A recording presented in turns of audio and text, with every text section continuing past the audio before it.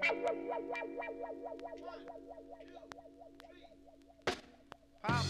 killed a chicken. He thought it was a dove. Bonjour à tous, ici le pôle du Bord de l'Est de Science Podcast. Nous avons rendez-vous ici au Tribune de la Presse pour le premier événement culturel de ce début novembre qui a pour thème cette année La Terre a-t-elle perdu la boule? Des ateliers, des interviews et des conférences avec des personnalités qui font l'actualité. On y va? On y va!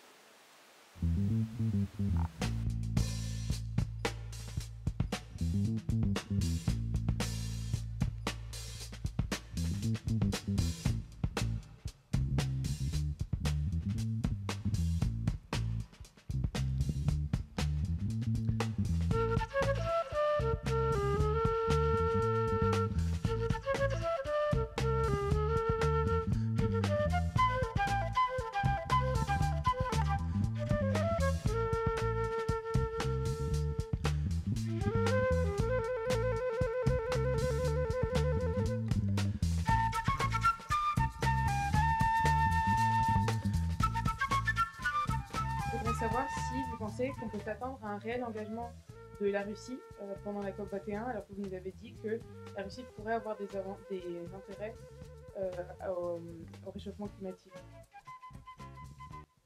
Oui, parce que la Russie, c'est vrai, elle se considère peut-être moins touchée, je dirais, par l'échelle de la pollution et peut-être par l'échelle et les conséquences du réchauffement climatique, puisqu'il s'agit d'un pays aux espaces énormes et au climat plutôt froid. La COP21 n'apportera pas de solution, ce sera qu'une sorte de sparadrap sur une jambe de bois ou un pansement sur un grand corps malade.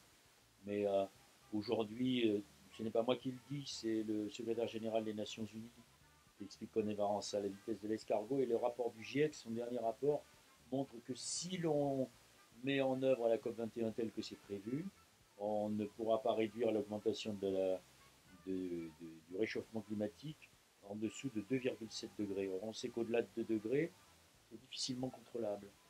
Donc la réalité, c'est qu'aujourd'hui, la COP21 risque d'être un événement médiatique et de communication, mais peu efficace en termes de dispositifs contraignants pour que la planète puisse survivre dans des conditions normales. Christophe Ondelat qui a animé durant ces 3 jours les tribunes de la presse. Quel est votre ressenti du coup au sortir de ces tribunes? J'aurais du mal à conclure d'une quelconque manière. J'ai vu des gens qui s'intéressent au sujet. Au pifomètre, comme ça, j'ai l'impression qu'ils sont marginaux. Et je ne suis pas certain qu'ils représentent la masse des Français. Personne ne m'a encore convaincu que seraient prises des dispositions pour que la température ne s'élève pas de plus de 2 degrés. En fait, aujourd'hui, moi, je prendrais bien un pari qui va bien s'élever au-delà de 2 degrés et qu'on verra plus tard. Je ne vois aucun signe, strictement aucun signe, ni d'une envie, ni d'une volonté de changer de mode de vie.